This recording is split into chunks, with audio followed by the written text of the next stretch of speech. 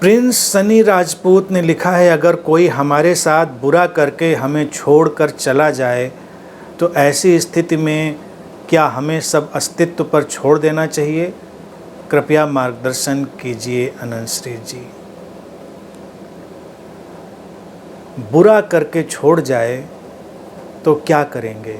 विकल्प दो हैं, बदला लेंगे, उस स्मृति को अपने अंदर रखकर कुढ़ते रहेंगे, या उससे आगे चले जाएंगे, मूव ऑन करेंगे। बदला एक अजीब से विध्वंसक जीवन शैली में ले जाता है जिससे कोई भी परिणाम नहीं होता। इसीलिए इस बदले का, इस प्रतिक्रिया का हमेशा इनकार किया गया है अध्यात्म में, क्योंकि वो कहीं ले नहीं जाता, तुम्हारे जीवन को और नीचे खींच लेता है। बुरा करके कोई छोड़ गया, क्या बुरा करके छोड़ गया? कभी कोई तुम्हारे धन की हानि कर सकता है, तुम्हारे समय की हानि कर सकता है, तुम्हारी भावनाओं के साथ थोड़ा प्ले कर सकता है। क्या हानि कोई करेगा? तुम्हारी शरीर की भी हानि कर सकता है कोई, तब तो तुम अपना बचाव करोगे, सुरक्षा करोगे, जो भी करोगे, लेकिन फिर उसके पीछे तुम जीवन पर्यंत भागते तो नहीं रहोगे।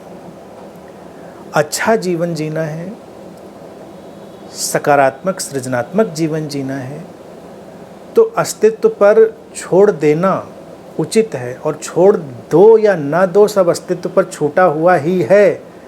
इस बात को देखो, मतलब छोड़ दें ये कहें तो एक्स्ट्रा कहना है, छूटा तो अस्तित्व पर ही है। जिसको जाना था वो चला गया। कभी कभी बुरा करके जाने वाले लौट भी आते हैं, जिनको लौटना होता है वो लौट भी आते हैं। तब आप ज़्यादा सतर्क और जागरूक हो सकते हैं, आपकी आँख कान खुले हुए हो सकते हैं, आप अनुभव समृद्ध हो सकते हैं। एक क्षमा भाव रखें, उलझे नहीं। तुमको अपना जीवन सुंदर बनाना है, छोटा सा जीवन है, उसको खुद अच्छे से जीना है, या हमको उलझे रहना है उन बातों में? तो बेहतर है जाने दें, अपने जीवन को अच्छा बनाएं, प्रसन्न रहें। जो तुम्हारा बुरा करके जाता है उसके अंदर चेतन या अचेतन रूप से एक बात जरूर छुपी होती है, वो तुमको अप्रसन्न देखना चाहता है, वो तुमको बिखरता हुआ, टूटता हुआ देखना चाहता है। तो तुम ऐसा मत होने दो, तुम अपने को सहेजो, संवारो, तुम प्रसन्न हो जाओ। तो बुरा करने वाला भी, उसको मज़ा नहीं आएगा कि क्या किया हमने, तो इसको तो कोई फ़र्क ही नहीं पड़ा। किसी ने तुम्हें धोखा दिया, उसकी अपनी प्रवृत्ति थी।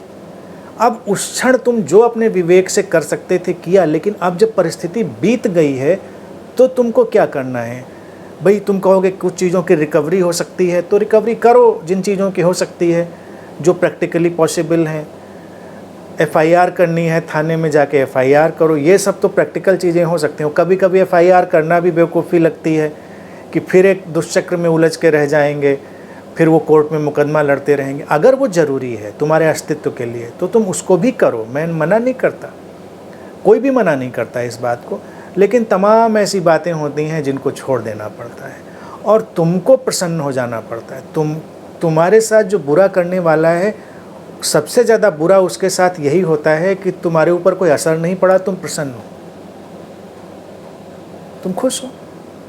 और वो खुशियाँ, वो प्रसन्नताएं तो तुम अपनी समझ से तलाश ही सकते हो।